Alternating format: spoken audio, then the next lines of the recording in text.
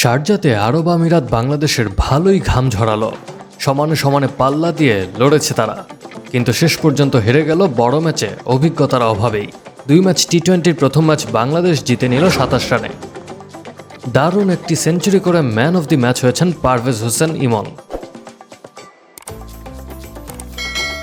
নতুন টি-20 অধিনায়ক লিটন দাসের নেতৃত্বে অনেকটাই নতুন চেহারার একাদশ নিয়ে আজ মাঠে নামে বাংলাদেশ। সৌম্য সরকার, নাজমুল হোসেন শান্তদের মতো অভিজ্ঞদের বেঞ্চে রেখে ওপেনিংয়ে পারভেজ হোসেন ইমনের উপর ভরসা রাখে টিম ম্যানেজমেন্ট। সেই আস্থার প্রতিদান দিয়েছেন তিনি। 53 বলে করেছেন সেঞ্চুরি, যা বাংলাদেশের হয়ে দ্রুততম।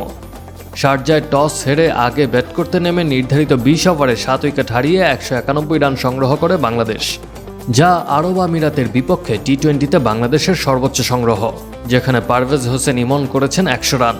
তামিম ইকবালের পর বাংলাদেশের দ্বিতীয় ব্যাটসম্যান হিসেবে আন্তর্জাতিক টি-20-তে সেঞ্চুরি হাঁকালেন ইমন। ঝড়ো ব্যাটিংয়ে ব্যক্তিগত 50 স্পর্শ করেন মাত্র 28 বলে। এর পরের 50 রান করেছেন 25 বলে। সব মিলিয়ে 53 বলে 3 অঙ্ক স্পর্শ করেন এই ওপেনার, যা বাংলাদেশের হয়ে দ্রুততম সেঞ্চুরির রেকর্ড। আরব আমিরাত শেষ পর্যন্ত করে 10 উইকেটে 164 রান। বাংলাদেশের পক্ষে হাসান মাহমুদ 33 রানে 3টি এবং মুস্তাফিজুর রহমান 17 রানে 2টি উইকেট নিয়েছেন।